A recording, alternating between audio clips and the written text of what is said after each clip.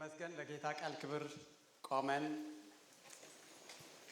ባለፈው የጀመርኩትን ነገር ነው መቀጠል የምፈልገው ከአንደኛ ጴጥሮስ ምዕራፍ 2 በድነታችን እንደግ በሚል ርዕስ ባለፈው የጌታን ቃል እንደተካፈልን ታውቃላችሁ። ዛሬ ደግሞ በክርስቶስ ኢየሱስ ያገኘናቸው ልዩ መብቶች በሚል ርዕስ ነው የምናገረው። ክብር ለኢየሱስ ይሁን። ቃሉን አነባለሁ። አንደኛ ጴጥሮስ ምዕራፍ 2 ከቁጥር 4 እስከ 8 ያለውን አነባለሁ።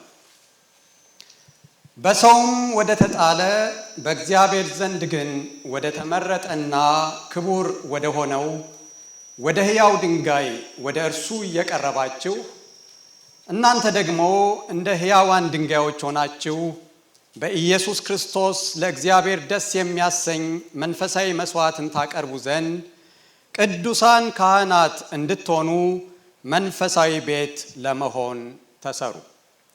በመጽሐፍ እነሆ የተመረጠና የከበረን የማዕዘን ራስ ድንጋይ በጽዮን አኖራለሁ፣ በእርሱም የሚያምን አያፍርም ተብሎ ተጽፏልና። እንግዲህ ክብሩ ለእናንተ ለምታምኑት ነው። ለማያምኑ ግን አናጢዎች የጣሉት ድንጋይ እርሱ የማዕዘን ራስ የእንቅፋትም ድንጋይ የማሰናከያም አለት ሆነ። የማያምኑ ስለሆኑ በቃሉ ይሰናከሉበታልና ለዚህ ደግሞ የተመደቡ ናቸው። እግዚአብሔር የተባረከ ይሁን። አረፍ አረፍ እንላለን።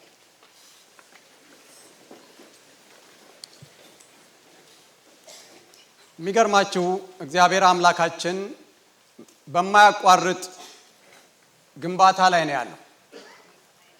ህንፃ እየገነባ ነው ያለው። መሰረቱና የማዕዘን ድንጋዩ ልጁ ኢየሱስ ክርስቶስ ሆኖ ህንፃው የሚሰራባቸው ደግሞ ድንጋዮች በክርስቶስ ኢየሱስ ደም ያዳናቸው ልጆቹ ናቸው። ስሙ ይባረክ። የሰለሞን ቤተ መቅደስ በመባል የሚታወቀው እንኳን ቤተ መቅደስ ሲሰራ የተሳተፈው የሰው ቁጥር ቀላል አይደለም። 80,000 የሚሆን ድንጋይ ጠራቢዎች፣ 70,000 ደግሞ የሚሆኑ ተሸካሚዎች፣ ወደ 3,500 የሚሆኑ ደግሞ ተቆጣጣሪዎች ሆነው ነው ህንፃው የተሰራው። አንዳንዶች እንደውም ይሄ የሚያመለክተው የጠራቢው ቁጥር መብዛቱ በእግዚአብሔር ቤትም እግዚአብሔር እኛን የሚሰራን በተሸካሚዎች ብቻ ሳይሆን በጠራቢዎችም ነው ብለው ይስማማሉ። ከሚሸከሙን ሰዎች ይልቅ የሚሰሩን የሚቀርጹን ሰዎች ናቸው የሚበዙት። እኛ ደግሞ የሚሸከሙንን ሰዎች ነው ብዙ ጊዜ የምንወደው። እኔ ጠራቢዎቻችን በእግዚአብሔር ፊት ዋጋ ያገኛሉ ወይ የሚለው ጥያቄ አለኝ። ግን ወደድንም ጠላንም ወደ እግዚአብሔር ቤት ስንመጣ እግዚአብሔር በስራ ላይ ነው፣ የማያቋርጥ ስራ ላይ ነው ያለው። እግዚአብሔር እኛን ከሚሰራበት የሞልድ ማሽን ማውጫ አፈንግጠን ከወጣን ሳንሰራ እንቀራለን። እና ጴጥሮስ በዚህ መልእክቱ ላይ መንፈሳዊ ቤት ለመሆን ተሰሩ የሚል ነገር ያነሳል። የመሰራትም እንኳን ከእግዚአብሔር ዘንድ የተሰጣችሁ ልዩ መብታችሁ ነው እያለም ነው። ዝም ብዬ ይሄ ከቁጥር 4 እስከ 8 ያለውን ደጋግሜ ሳነብ ይሄ አምላክ በክርስቶስ ኢየሱስ አማካኝነት ለልጆቹ የሰጠውን ፕሪቪሌጅ፣ አማርኛው እንዳልኳችሁ ልዩ መብት፣ ልዩ ዕድል፣ ልዩ ጥቅም፣ ልዩ ትርፍ ልትሉ ትችላላችሁ። ምንድነው? የመጀመሪያው ወደ ሕያው ድንጋይ የመቅረብ ልዩ መብት። እግዚአብሔር ይባረክ። እንዳነበብነው በሰው ዘንድ ወደ ተጣለ በእግዚአብሔር ዘንድ ግን ወደ ተመረጠና ክቡር ወደ ሆነው ወደ ሕያው ድንጋይ እየቀረባችሁ ይላል። የሚገርመው ጌታችን ኢየሱስ ክርስቶስ በአብዛኛው ሰው የተገፋ ጌታ ነው የነበረው። በአዋቂዎች የህንፃ ጠቢባን ነን በሚሉ ስለ ህንፃ ሙያ በቂ ዕውቀት አለን የሚሉ ሰዎች ለህንፃው መሰረትና የማዕዘን ድንጋይ የሚሆነውን ጌታ አልመረጡት። እኛን እኮ እግዚአብሔር እንዴት አይኖቻችንን እንደከፈተ በማሰብ መገረም መቻል አለብን። አንዱ የሰው ልጅ ሊሸከመው የማይችለው ከባድ ነገር ምንድነው ካላችሁኝ፣ ሪጀክሽን ነው። ሪጀክት መደረግ፣ በሰው ዘንድ ተቀባይነት ማጣት አይደለም እንዴ? ብዙዎቻችንን እኮ የሚያነጫንጨን አንዱ ምንድነው? ተወዳጅነት፣ ተቀባይነት፣ ክብር አልተሰጠኝም ብለን አይደለም። ይሄ ሰማይንና ምድርን የሰራው ጌታ ወደ ምድር መጥቶ ደግሞ የተናቀው የእግዚአብሔር ካህናት ነን በሚሉ እግዚአብሔርን እናገለግላለን በሚሉ የተገፋ ነበር።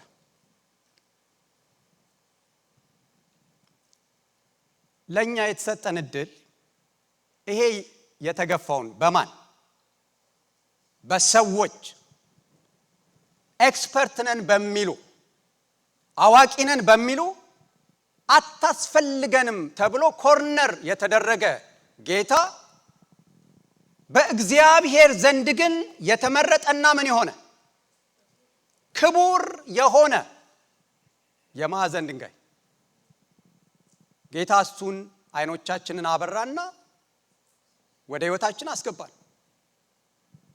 ወደዚህ ጌታ የመቅረብ ልዩ ፕሪቪሌጅ ተሰጥቶናል። ስሙ የተባረከ ይሁን። የአንድ ጊዜ ብቻ አይደለም። ጴጥሮስ የሚያወራው የማያቋርጥ ግንኙነትን ነው። ወደ እርሱ መጠጋት፣ ከእርሱ ጋር መጣበቅ፣ ከእርሱ ጋር ቁርኝት ማድረግ፣ መዋሃድን፣ እርሱን በፈለጋችሁት ጊዜ የትም ሆናችሁ የመጥራት መብት። እግዚአብሔር የተባረከ ይሁን። እኛ ልጆች ሆነን እናታችንን እናበሳጫታለን እና ወዲያው ደግሞ ረስተነው ማዘር ስንል አትጥራኝ ትላለች።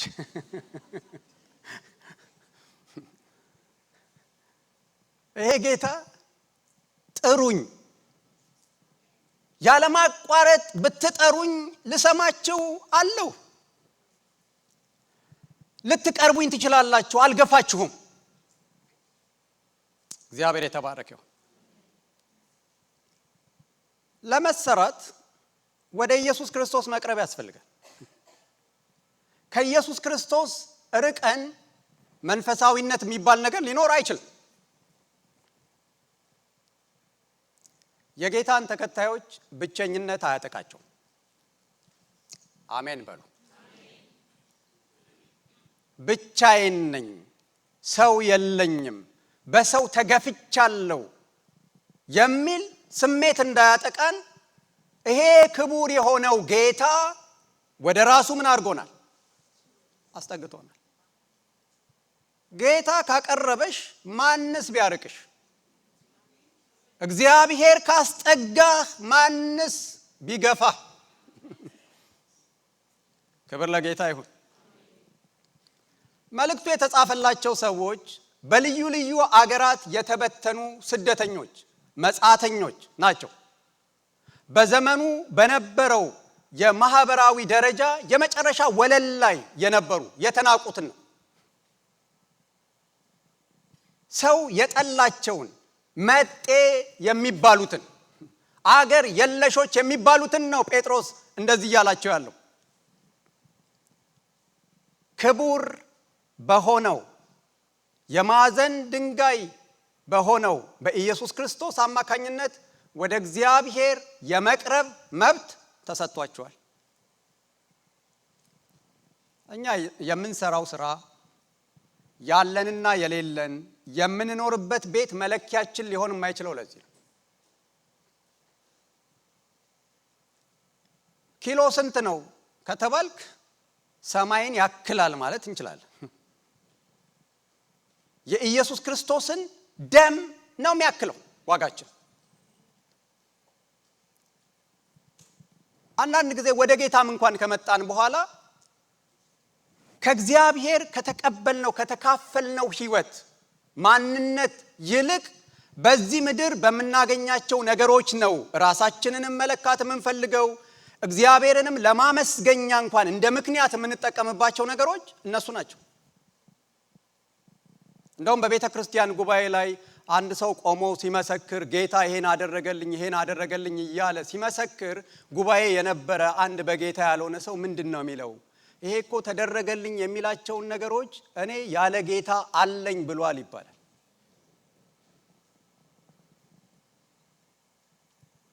ጌታ ትዳር ሰጥቶኛል ብትሉ ሌላ ያገባ የለም እንዴ?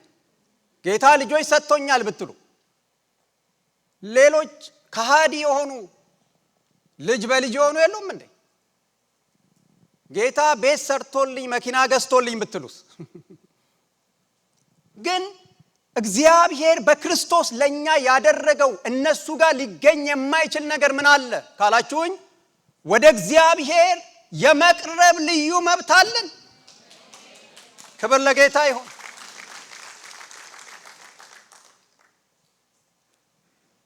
ይሄን ቅዱስ አምላክ፣ ይሄንን ጥልቅ የማይደረስበት አምላክ፣ ይሄን ከመታወቅ የሚያልፍ አምላክ በክርስቶስ ኢየሱስ በጌታችን አማካኝነት አክሰስ ማድረግ ቻለን። እግዚአብሔር የተባረከ ይሁን። እነሆ የተመረጠና ክቡር የማዕዘን ድንጋይ በጽዮን አኖራለሁ፣ በእርሱ የሚያምን አያፍርም ተብሎ ተጽፏልና አለ ጴጥሮስ። ወደ እግዚአብሔር የሚቀርብ ሰው ደግሞ አያፍርም፣ በፍጹም አያፍርም። ይህን ስላችሁ በሚመጣው ዓለም ብቻ እያልኳችሁ አይደለም። በዚህም ምድር ወደ እግዚአብሔር የተጠጋ ሰው አያፍርም። እግዚአብሔር የተመሰገነ ይሁን። ልዩ መብት ቁጥር 2 ወደ ሕያው ድንጋይ የመቅረብ ብቻ ሳይሆን እኛ ራሳችን ሕያዋን ድንጋዮች ተደርገናል። ክብር ለጌታ ይሁን። ሕያው የሆነ ነው ወደ ሕያው አምላክ መቅረብ የሚችለው። እንደምታውቁት በመንፈስ ሙታን በነበርን ጊዜ ከእግዚአብሔር ጋር የነበረን ህብረት ተቋርጦ ነበር። ቅርብ ጊዜ አንድ ሰው ቢሮዬ መጣና በጌታ አይደለም፣ እኔ የምልህ እግዚአብሔር ግን ለምንድን ነው ጸሎት የማይሰማው አለ። አረ ይሰማል አልኩት። የሚሰማ ከሆነ ለምንድን ነው ይሄን ያህል ዓመት ስጸልይ ያልሰማኝ አለ። እንዴ በተሳሳተ ፖስታ ስትልክ ኖረ እንዴት ሊደርሰው ይችላል? ምን ማለት ነው አለ። እንዴት ነው የምትጸልየው ስለው ክርስቶስ ኢየሱስ ጸሎት ውስጥ የለም። ታዲያ እግዚአብሔር ማንም ተነስቶ ያለ ክርስቶስ ኢየሱስ ወደ እግዚአብሔር መቅረብ ቢፈልግ ይሰማዋል ወይ? ሊሰማው አይችልም። እኛ መቅረብም መደመጥም ያገኘነው በልጁ በኢየሱስ ክርስቶስ አማካኝነት ነው። ስሙ የተባረከ ይሁን። እና በነፍስ ወከፍ ሕያዋን ድንጋዮች ናችሁ ይላል። ቤቱ የሚገነባበት ዕቃዎች ናችሁ። እግዚአብሔር ድዌል የሚያደርግበት፣ እግዚአብሔር የሚገኝበት የሚገለጥበት ቤት እየተሰራ ነው ያለው። ያ ቤት ደግሞ የሚሰራው ባንቺ ነው፣ ባንተ ነው። አንዱ የመሳሪያ ዕቃ ነሽ እያለ ነው ያለው። እግዚአብሔር የተባረከ ይሁን።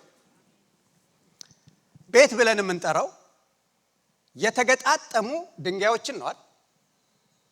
አንዱን ብሎኬት ወስዶ ቤት ብሎ ሊጠራ የሚችል ሰው አለ? ጴጥሮስ በሌላ አቅጣጫ እየነገረን ያለው የቱንም ያህል የምታምር የተስተካከለ ቅርጽ ያለ ሕያው ድንጋይ ብትሆን ወደ እግዚአብሔር ቤት መጥተህ ከሌላው ሕያው ድንጋይ ጋር ካልተገጣጠምክ በስተቀር የእግዚአብሔር መኖሪያ ልትሆን አትችልም። የትኛውም መንፈሳዊ ደረጃ ላይ ብንደርስ እሳት የሚያወርድ ጸጋ ቢኖረን ሊጠቅም የሚችለው የት ነው? ከሌሎች ሕያዋን ድንጋዮች ጋር መተን ስንገጣጠም ነው። በእኔ ያለው የእግዚአብሔር የጸጋ ስጦታ ሊሰራ የሚችለው ከእናንተ ጋር እስከሆንኩ ድረስ ነው። ትንሽ በትዕቢት ተወጥሬ አይመጥነኝም ብዬ ዘወር ብል እንደ አሞሌ ጨው ነው መሆኑ። ስለዚህ እግዚአብሔር የሰጠን ሌላው መብት ሕያው ድንጋይ የመሆን ነው። እያንዳንዳችን ወደ እግዚአብሔር ቤት ወደ ቅዱሳን ማህበር መተን ቤቱ እንዲገነባ አስተዋጽኦ ማድረግ አለብን። በየትኛውም ምክንያት ከዚህ ህብረት ተለይተን ብናፈነግጥ ምንድነው የምንሆነው አልኳችሁ? ለብቻው ያለ አንድ ድንጋይ ቤት መሆን የማይችል ቤት ተብሎ ሊጠራ የማይችል። ያው ሕያዋን ድንጋዮች ሲል ምሳሌ አነጋገር ነው እንደምታውቁት። በቀላሉ የማንረታ የማንፈረከስም ተስፋ የማንቆርጥም ነን እያለ ነው ያለው። እግዚአብሔር ይባረክ።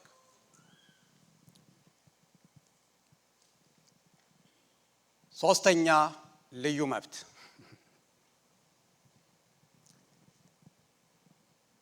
እዚህ ላይና ከዚህ በኋላ ያለው ላይ ነው ሞር መልእክቴን ማጽናት መፈልገው። ምንድነው እግዚአብሔር በክርስቶስ ያደረገን ስንለው ጴጥሮስን ቅዱሳን ካህናት ቁጥር 5 ላይ ቁጥር 9 ላይ ይሄድና የንጉስ ካህናት ናችሁ። በተጨማሪ ደግሞ ወደ ራእይ ዘለቅ ካልን መንግስት የሆናችሁ ካህናት ናችሁ ይላል። እያንዳንዳችሁ ሙሉ ጊዜያችንን የሰጠን ሰዎች ብቻ ሳይሆን ምንድናችሁ? እንናገረው እስቲ። ካህናት ነን። ካህናት በእግዚአብሔር ምርጫ በመቅደሱ በእግዚአብሔር መገኛ እንዲያገለግሉ መብት የተሰጣቸው ናቸው። በብሉይ ኪዳን ከ12ቱ ነገድ መካከል እግዚአብሔር መርጦ አንድ ነገድ የሌዊን ነገድ ብቻ የመቅደሱ አገልጋይ እንዲሆን ወስኗል። የትኛውም ሌላ ነገድ ከሌዊ ነገድ ውጪ የሆነ መቅደሱን ሲቋምጥ ውሎ ቢያድር የመቅደሱ አገልጋይ መሆን አይችልም። እንኳን ሌላው ነገድ ከሌዊ ነገድ መካከል የአሮን የዘር ግንድ ውስጥ ያልገባ ሰው ካህን መሆን አይችልም። በሌላ አገልግሎት ላይ ሊሰማራ ይችላል።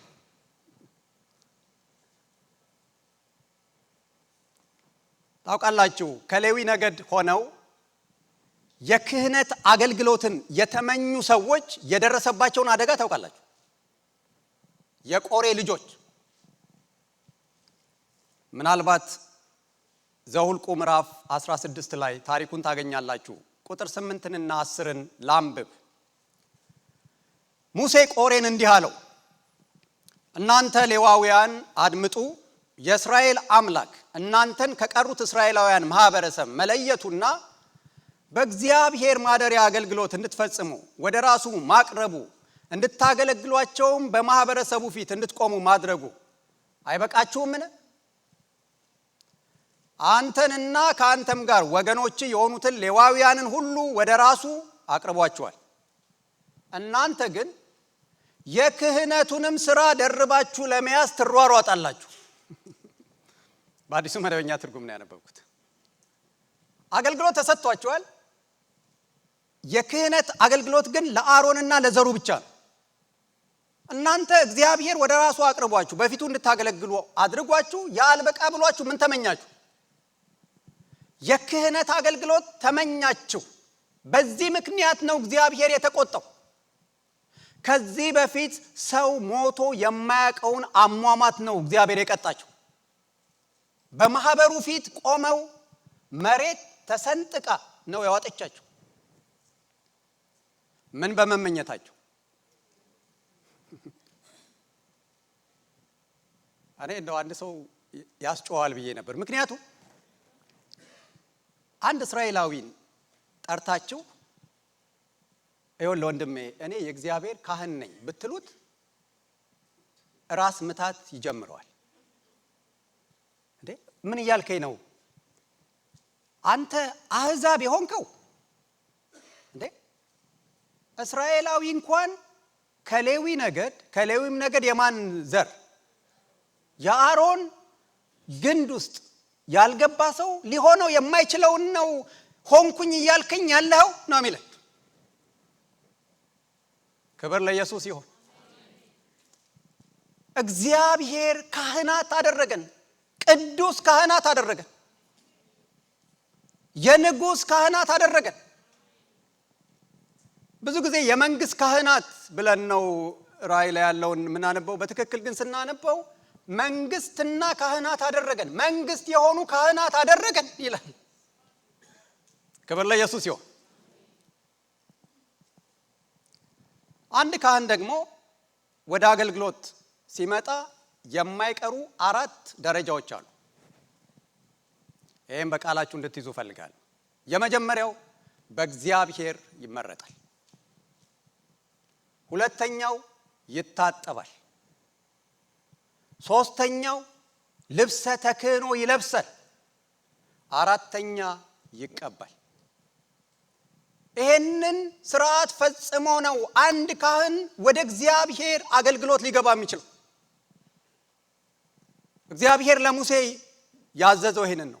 አሮንንና ልጆቹን ወደፊት ጥራቸው፣ ከዚያስ እጠባቸው፣ ከዛስ ልብሰ ተክህኖውን በልዩ መንገድ ባስሌል በመንፈስ ቅዱስ ጥበብ የሰራውን ልብሰ ተክህኖ አልብሳቸው፣ ከዚያስ ቅባ ዘይቱን ወስደ ቀባቸው፣ ከዚያስ ያገልግሉኝ። እግዚአብሔር ይሄንን ቅደም ተከተል ጠብቆ ነው ካህን ያደረገን። ስሙ የተባረከ ይሁን። እንዴት ካላችሁ እግዚአብሔር በክርስቶስ ኢየሱስ ምን አረገን? መጀመሪያ መረጠን። ከመረጠን በኋላ በደሙ አጠበን። ስሙ የተባረከ ይሁን። በክርስቶስ ኢየሱስ ታጠብን። ጴጥሮስ ምዕራፍ 1 ላይ በኢየሱስ ክርስቶስ ደም ለተረጩ በመንፈስ ቅዱስ ለተቀደሱ የሚለው ዝም ብሎ አይደለም። ከዛስ ከታጠብን በኋላ ኢየሱስን ለበስን። ይሄንን ሁለተኛ ቆሮንቶስ ምዕራፍ 5 ቁጥር 21 ላይ ታገኛላችሁ። እኛ የእግዚአብሔር ጽድቅ እንሆን ዘንድ በማን ሆነን? በእርሱ ሆነን፣ በክርስቶስ ሆነን፣ ክርስቶስ ውስጥ ገብተን ኢየሱስን ለብሰን ነው እግዚአብሔር የተቀበለ። ከዚያስ ደግሞ አንደኛ ዮሐንስ ምዕራፍ 2 ላይ እንደሚናገረው ከቅዱስ ቅባቱ ተቀብለን በመንፈስ ቅዱስ ተቀብተን ነው ካህናት የሆነው። እግዚአብሔር የተባረከ ይሁን። ፕሪቪሌጅ አለኝ እንላለን አይደል? በስራ ቦታ ሊሆን ይችላል፣ በሆነ ቦታ ምን ማለት ነው? ልዩ የሆነ ጥቅም፣ ልዩ የሆነ ምን መብት አለኝ ማለት ነው። እግዚአብሔር ለኛ በክርስቶስ ያደረገልን ይሄንን ነው። ካህናት የተደረግነው ለምንድን ነው ስትሉት ጴጥሮስን መንፈሳዊ መስዋዕት ለማቅረብ ነው። በብሉይ ኪዳን ፊዚካል የሆነ የሚታይ መስዋዕት ለማቅረብ ነው ካህን የሚሆነው አንድ ሰው። ለዛውም ወደ ቅድስተ ቅዱሳኑ ሁሉም ካህናት አይገቡም። ሊቀ ካህኑ ብቻ ነው የሚገባው። ምን ለማቅረብ? የኮርማዎችን፣ የበጎችን፣ የፍየሎችን ደም ለማቅረብ መስዋዕት ለማቅረብ እግዚአብሔር ካህናት ያደረገን ለምንድን ነው ይለናል? መንፈሳዊ መስዋዕትን ለማቅረብ ነው ይለናል። በክርስቶስ ኢየሱስ ያመኑ ሁሉ ቤቱ የሚሰራባቸው ሕያዋን ድንጋዮችና መንፈሳዊ መስዋዕት የሚያቀርቡ ምንድን ናቸው? ካህናት ናቸው። እግዚአብሔር የተባረከ ይሁን። ይሄ ግን የሆነው በማን በኩል ነው ይላል? በክርስቶስ ኢየሱስ አማካኝነት። ያለ እርሱ የሚደረግ ጸሎትን፣ ያለ እርሱ የሚደረግን አምልኮ መስዋዕትን እግዚአብሔር አያውቀውም፣ አይቀበለውም። ስለዚህ ጸሎታችን ራሱ ስንጸልይ እግዚአብሔር ሆይ በክርስቶስ ኢየሱስ በጌታችን አማካኝነት የምንለው ለዚህ ነው። ስሩ ጂሰስ ክራይስት በመንፈስ ቅዱስ ኃይል ነው የምንጸልየው። በአዲስ ኪዳን የምናቀርባቸው መንፈሳዊ መስዋዕቶች ምንድን ናቸው? እነሱን አነሳለሁ። የመጀመሪያው ካህን ከሆንን ከእያንዳንዳችን ምን ይጠበቃል? መንፈሳዊ መስዋዕት ይጠበቃል። ራሳችሁን እንግዲህ ትገመግማላችሁ። አሁን ቲክ ታረጋላችሁ እየጻፋችሁ ማለት ነው። ከነዚህ መስዋዕቶች የትኞቹን ነው በቋሚነት የማቀርበው፣ የትኞቹን ደግሞ አጓድያለሁ የሚለውን ቲክ እንድታረጉ እፈልጋለሁ። የመጀመሪያው መስዋዕት ሰውነትን ሕያው ቅዱስ መስዋዕት አድርጎ ለእግዚአብሔር ማቅረብ። የመጀመሪያውና ዋናው መስዋዕት እግዚአብሔር ካህናት ሲያደርገን እንድናቀርብ የሚፈልገው ራሳችንን ነው። ስሙ የተባረከው። ሮሜ ምዕራፍ 12 ቁጥር 1 ሁልጊዜ በቃላችን የምንናገረው አይደል? ወንድሞች ሆይ ሰውነታችሁን ሕያው ቅዱስ መስዋዕት አድርጋችሁ ታቀርቡ ዘንድ እግዚአብሔር ምን የሚያደርግ ደስ የሚያሰኝ መስዋዕት አድርጋችሁ ታቀርቡ ዘንድ በእግዚአብሔር ርኅራኄ እለምናችኋለሁ። በአዲስ ኪዳን አንድ ወዳጃችን ነው ሲናገር ስለወደድኩት ነው። ምን አለ? በአዲስ ኪዳን ከች አርግ አይሰራም፣ ራስ ከች በል ነው ብሏል። ገብቷችኋል አይደል? ቋንቋው ከች አርግ ማለት አምጣ ማለት ነው። እና በአዲስ ኪዳን አምጣ ሳይሆን ራስና ነው። እግዚአብሔር ይሄው ይዤል መጥቻለሁ ብለን ተሸክመን የምንመጣው ነገር አይደለም የሚፈልገው። መጀመሪያ የሚፈልገው ማንን? እኛን። ሁለንተናችንን ነው የሚፈልገው እግዚአብሔር። ያልተሸራረፈውን እናንተነታችሁን እግዚአብሔር ይፈልገዋል።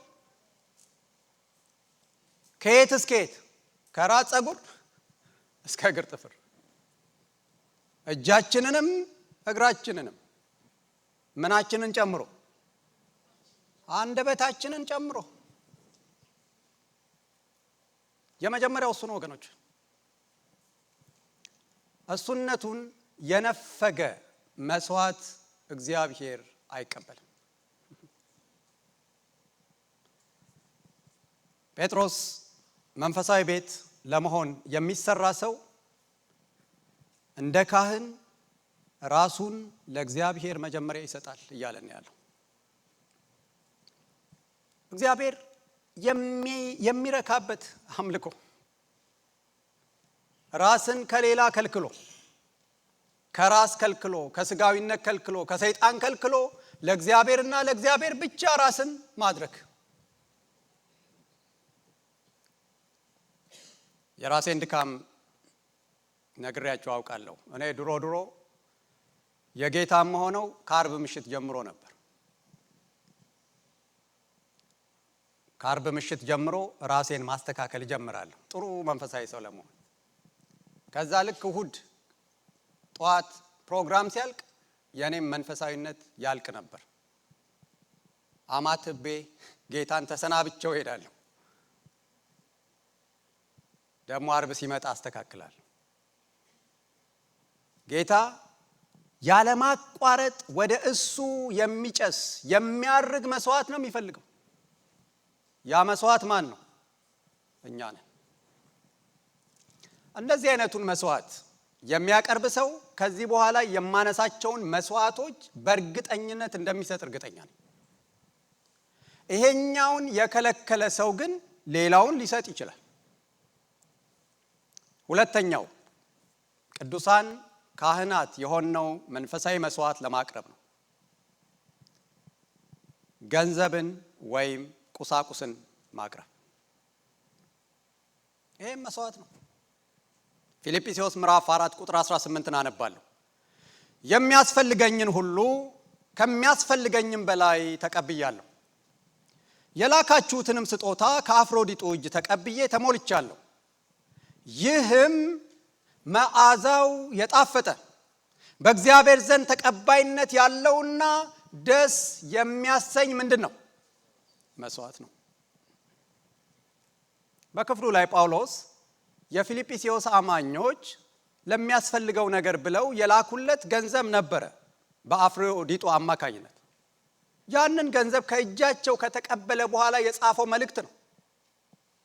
ስለዚህ ሌላኛው መስዋዕት ምንድን ነው ካላችሁኝ፣ በእግዚአብሔር መንግስት ላይ ለተሰማሩ ሰዎች የምናደርጋቸው ስጦታዎች ወደ እግዚአብሔር የሚያርግ መንፈሳዊ መስዋዕት ነው።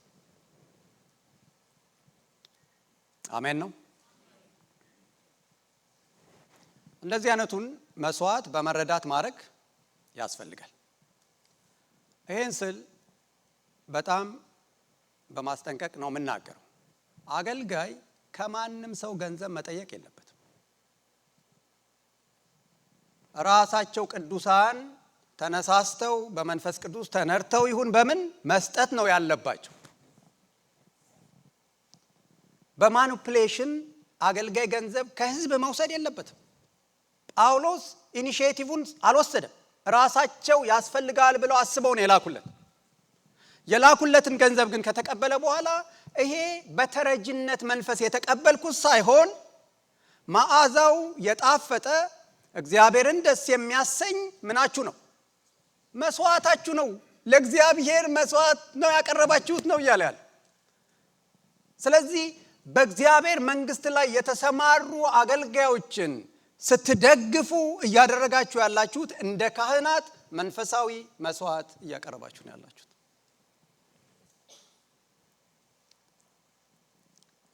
በዚህ ዙሪያ ብዙ መናገር ይቻል ነበር። ያው የሚመነትፉ አገልጋዮች አሉ። ያ ልክ አይደለም። አገልጋዮችን ደግሞ በፋይናንስም ይሁን በቁስ መደገፍ ደግሞ መጽሐፍ ቅዱሳዊ ነው። አንድ ወዳጄ እየተዘዋወረ የሚያገለግል ነው ኢትዮጵያ ውስጥ። እግዚአብሔር ደግሞ ፋይናንሻሊ በጣም የባረከው ሰው ስለነበር ከቤተ ክርስቲያን ምንም ገንዘብ የማይወስድ ነው። በኋላ በሚሄድበት ቦታ ሁሉ ሲያገለግል የፍቅር ስጦታ እየተባለ ሲሰጠው አይቀበልም። ታውቃላችሁ፣ ቸርቾች በጣም ነው ደስ የሚለን የፍቅር ስጦታ የማይወስዱ አገልጋዮች ሲገጥሙ። ግን ልክ አይደለም ማለት ለቸርቿን በረከት ነው ባይዘው እና ለካስ የማይወስደው ብሯንም ፖስቷን ንቋት ነው። ደግሞ ሀገር ቤት ታውቃላችሁ የአህያ ጆሮ በሚያክል ፖስታ ውስጡ ያለው ብር የኮሰመነ ነው። በኋላ ጌታ አንድ ቀን ተናገረኝ አለ። ማለት የማትቀበለው ንቀኸው ነው አይደለ? ገንዘቡ ትንሽ ነው ብለህ ነው አይደለ አለኝ አለ። የራስህንም በረከት የቤተ ክርስቲያኒቷንም በረከት ነው እየከለከልክ ያለኸው አለኝ አለ። በጣም ደነገጥኩ አለ። እና ከዛ በኋላ ገና ሊዘረጉ ሲያስቡ ነው የምዘረገው አለኝ። ማለት ወስዶት ለራሱ ምንም የሚጨምርለት ነገር የለም፣ ሌላው ላይ ሊዘራው ይችላል። ግን በእንደዚህ አይነት ትራንዛክሽን ውስጥ በእግዚአብሔር ዘንድ በመንፈሳዊ ዓለም የሚካሄዱ አምልኮዎች አሉ። እግዚአብሔር የተባረከው። ስለዚህ ሁለተኛው መስዋዕት ምንድነው አለ? የገንዘብና የቁስ መስዋዕት በተለየ መንገድ በመንግስቱ ስራ ላይ ለተሰማሩ ነው ጳውሎስ ይሄንን የጠቀሰው። ሶስተኛው የምስጋና መስዋዕት ነው። ካህናት ነን ካልን በአዲስ ኪዳን ከኛ የሚጠበቁ መንፈሳዊ መስዋዕቶች እነዚህ ናቸው። የዕብራውያን ምዕራፍ 13 ቁጥር 15 እንደዚህ ይላል፣ ዘወትር የምስጋናን መስዋዕት ይኸውም ለስሙ የሚመሰክሩ የከንፈሮችን ፍሬ በኢየሱስ አማካኝነት ለእግዚአብሔር እናቅርብ። የምን መስዋዕት ይላል? የምስጋናን መስዋዕት። አመስጋኝነት ባይዘወይ ማንነት ነው። አጉረምራሚነትም ማንነት ነው። ወገኖች ሆይ እንዳንታለል፣ የሆነ ነገር ስለበዛልን የተለየ የምስጋና መንፈስ ውስጥ አንገባ። ኢትዮጵያ ያጉረመርም የነበረ ሰው አሜሪካ አምጡት አመስጋኝ ይሆናል። የባሰበት አጉረምራሚ ነው የሚሆነው። ከዚህም የተለየ ቦታ ውሰዱት። ምክንያቱም ምንድነው ብያችኋለሁ? መንፈስ ነው። የማጉረምረም መንፈስ ይባላል። በምድረ በዳ እስራኤልን የጨረሰው ምንድነው ካላችሁኝ፣ የማጉረምረም መንፈስ። አመስጋኝነት አልነበራቸውም። ተአምራት ያሉ አሁን እነሱ ያዩትን ተአምራት ያየ ህዝብ በጭንቅላቱ ቆሞ እግዚአብሔርን ማመስገን የለበትም ወይ? ከ430 ዓመት ባርነት እግዚአብሔር በጸናች እጅ በተዘረጋች ክንድ አውጥቷቸው በአይናቸው ተአምራቱን አይተው ያጉረመርማሉ። ከሰማይ መና እየወረደ እያበላቸው የግብፅ ሽንኩርት ይመኛሉ። ስለዚህ ምስጋና ማንነታችን እንዲሆን እግዚአብሔር ይፈልጋል። አንድ ካህን እግዚአብሔር በክርስቶስ ኢየሱስ ያዳነው ካህን ያደረገው ሰው ምንድነው ስራው ካላችሁኝ፣ ያለ ማቋረጥ እግዚአብሔርን ማመስገን አለበት። የምስጋና ምክንያታችን ምንድነው? ራሱ የተደረገልን ካህን መሆናችን። ቅድም አልኳችሁ እኮ አንድ እስራኤላዊ ራስ ምታቱን ሊያስነሳበት የሚችል ነው። አንድ አህዛብ የእግዚአብሔር ካህን ሆነ ማለት ሊታመን የማይችል ነው። እግዚአብሔር ካህናት አደረገን፣ ስሙ የተባረከ ይሁን። ብዙዎቻችን ግን የምስጋና ምንድነው የሚባለው? ዴፊሸንሲ ነው የሚባለው፣ ወይም ደግሞ ለበጀት ነው ዲፊሲት የሚባለው መሰለኝ።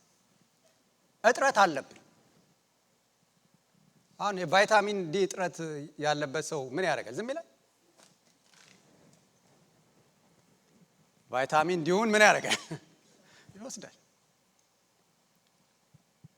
አለማመስገን በእግዚአብሔር ቤት በተለይ ወገኖች ሆይ በእኛ በቅዱሳን መካከል እንድናመሰግን የሆነ ነገር እንዲደረግልን አያስፈልገንም። ምንድነው ብያችኋለሁ? አመስጋኝነት ማንነት ነው። እኔ አገር ቤት ሲሄድ ከምገረምባቸው መንገዶች አንዱ ምንድነው? ሰው ኃይለኛ ምድረ በዳ ላይ ሆኖ አመስጋኝ ነው። የምሬ ነው ማለት በጣም ያመሰግናል። ቸርቾቻችንን እስቲዋቸው እዛ ያ ድህነት ችግር ያለበት ይመስላል። አንዳንዱ እኮ ሲወጣ የሚበላው የለው። አንዳንዱ በባዶ ሆዱ መጥቶ ነው እንደዛ የሚዘለው የሚደሰተው የሚያገለግለው። እዚህ እንደው አትሊስት መሰረታዊ ነገሮች የሉንም። ፕሮግራም መሪዎች፣ የአምልኮ መሪዎች ራሱ እንድናመሰግን ሲቀሰቅሱን ምክንያቶች ሲሰጡን እግዚአብሔር እኔ በጣም በጣም አዝናለሁ። በቂ ምክንያት አለ። ከጨለማ ወደሚደነቅ ብርሃኑ የጠራችሁን ይላል ቀጥሎ እኮ ጴጥሮስ። የእርሱን በጎነት እንድትነግሩ የተመረጠ ትውልድ፣ የንጉሥ ካህናት። ከጨለማ አምልጬ፣ ከሰይጣን ጡጫ አምልጬ፣ ከሰይጣን እርግጫ አምልጬ፣ ከጨለማው ስልጣን አምልጬ ስሜ በሕይወት መጽሐፍ ተጽፎ የመንፈስ ቅዱስ ማደሪያ ሆኜ እንዴት የምስጋና ዴፊሸንሲ ይገጥመኛል? እንዴት ምስጋና አጠር ሆናለሁ? ያለ እረፍት ልናመሰግን የሚገባን ሰዎች ነን። ይሄ ማንነታችን አይጠረቃም። ባይዘወይ ይመስላችኋል እንጂ የሆነ ነገር ስትሰጡት እየሰፋ ነው የሚሄደው። ሌላ ይፈልጋል። ያንንም ስጡት እስቲ አሁንም ይፈልጋል።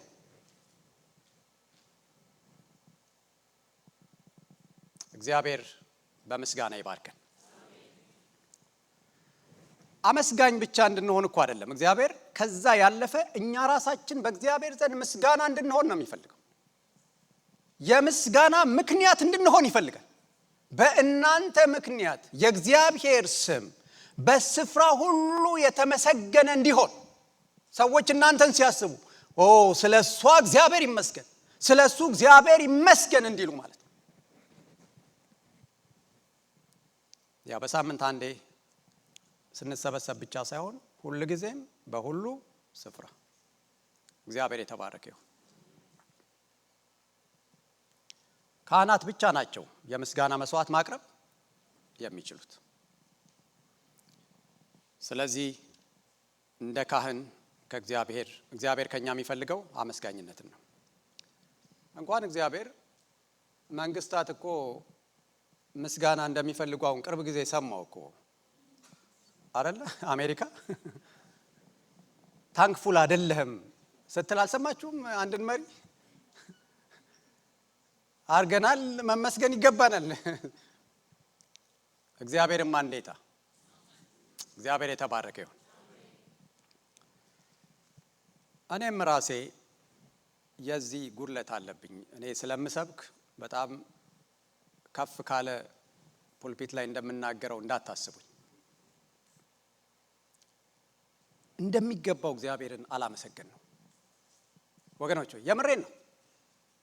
ማለት እግዚአብሔር ለእኛ ካደረገው አንጻር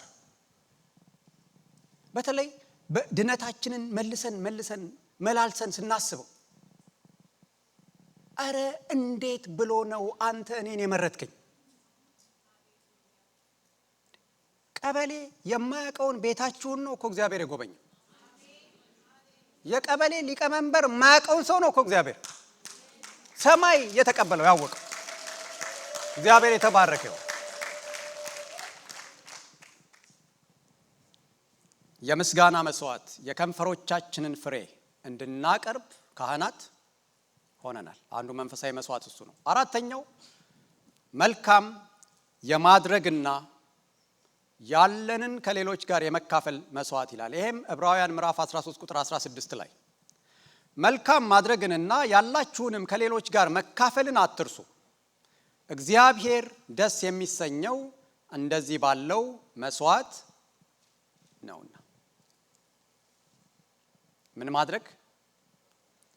መልካም ማድረግና ያለንን ነገር ከሌሎች ጋር መካፈል። ቅድምም ብያችኋለሁ፣ በመንግስቱ ስራ ላይ ለተሰማሩ ሰዎች ገንዘብንና ቁሳቁስን መደገፍ ብያችኋለሁ። እዚህኛው ላይ ደግሞ መልካም ማድረግንና ያለንን ለሌሎች ማካፈል ሲል ለሰው ልጆች ሁሉ ማለት ነው። ሼሪንግ የጌታ ተከታይ አንዱ መለያው። እጆቻችን መዘርጋት አለባቸው፣ መልመድ አለባቸው። በእኛ ቋንቋ የእጅ ስፖርት መስራት ያስፈልጋል። አሜን ነው። በቃ እጅ ወደ ኪስ ሲገባ ሲዘረጋ ጥሩ ነው። እንዲህ ሲስብ ሲጎትት ብቻ ጥሩ አይደለም፣ ሲያከማች ብቻ ጥሩ አይደለም።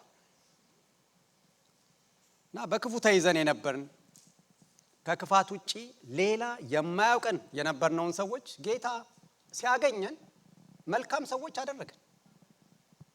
ስለዚህ እኛ ለሰው ሁሉ መልካም የማድረግ ጥሪ ተቀብለናል። ያ ደግሞ በእግዚአብሔር ፊት ምንድን ነው? መንፈሳዊ መስዋዕት ነው። አንድ ወዳጄ ሲናገር ሰምታችኋል አይደለ? እግዚአብሔር መርጦ ያዳነው የመጨረሻ ክፉ የሚባለውን ሰው ነው ብሎ ማለት በእግዚአብሔር ቤት የሰበሰብ ነው የዳን ነው በዓለም የመጨረሻ ክፉ የምንባለውን ሰዎች ነው። እንደሱ ባይሆን ዓለም ትነድ ነበር፣ ከዚህ በላይ ትነድ ነበር ብሏል። በጣም ነው ምስማማው። ግን እሺ ታዲያ ጌታ ያዳነን እዚህ መተን በዚያው እንድንቀጥል ነው እንዴ? ቦታ ቀይረን አይደለም አይደል? ይሄ መልካሙ ጌታ ወደ ውስጣችን ሲገባ ምንድነው የሚያደርገን? መልካም የምናደርግ ሰዎች ነው የሚያደርገን። ይሄ እግዚአብሔርን ደስ የሚያሰኘው ምንድን ነው? መስዋዕት ነው። መልካም ማድረግ ያለንን ደግሞ ለሌሎች ማካፈል። ቅደም ተከተሉ እንዴት ይሆን ብዬ እያሰብኩ ነበር፣ በተለይ ማካፈልን በተመለከተ። የመጀመሪያው ለቤተሰቦቻችን። ጳውሎስ በጢሞቴዎስ ላይ ለቤተሰቡ የማያስብ ሰው ሃይማኖትን ከካደ አይሻልም ይላል። አሁን የሥጋ ዘመዶቻችንን መርዳት ባይዘወይ መብታችን ብቻ አይደለም ማለት ግዴታችሁም ነው ማለት እያያችሁ ጸባያቸውን ከናንተ ጋር ያላቸውን ሪሌሽንሺፕ እየለካችሁ አይደለም መርዳት ያለባችሁ።